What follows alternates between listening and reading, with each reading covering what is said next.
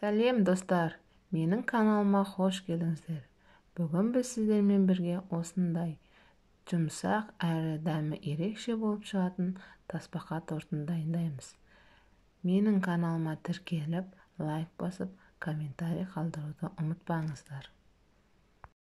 Қажетті заттар: қант, жұмыртқаның сарысы, ұн, жұмыртқаның ағы және ванильді қант. Жұмыртқаның ағын бөлек ыдысқа салып, миксермен ақырын жылдамдықта миксерлейміз.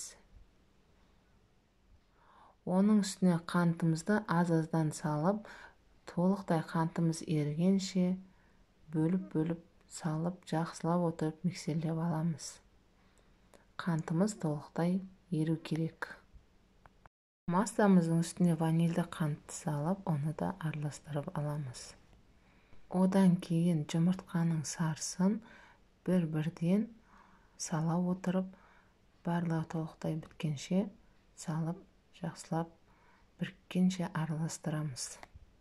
Ұнымыз бен разрыхителімізді електен өткізіп араластырып алып, оны осы дайын массамызға осы лопатканың көмегімен жоғары төмен қарата массамызды басып алмай, бір келді қамыр болғанша ақырындап араластырып аламыз.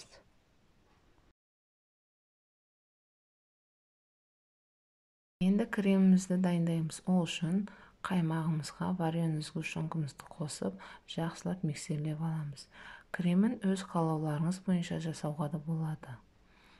Қамырымызды осылай бір ас қасықтан арасын алшақ етіп салып аламыз.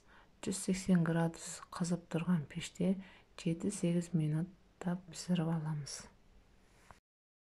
Дайын корждарымызды енді тасбақан формасын келтіріп жинап аламыз. Ол үшін біз тәлкенің астына бір слой креміміз жағып, әр коржымызға крем жаға отырып, осындай тасбақаның формасын келтіріп аламыз.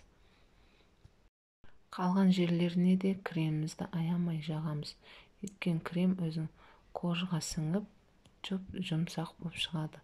Тортымыздың бетіне үккіштен өткізілген шоколадымызды сеуіп әсемдейміз. Тортымызды 2 сағатқа тоңазытқышқа салып қоямыз. 2 сағаттан кейін осындай дәмді әрі жұмсақ тортыңыз дайын болады. Егер де сіздерге менің каналым ұнап жатса, каналыма тіркеліп, лайк басып, қоңыраушыға басуды ұмытпаңыздар.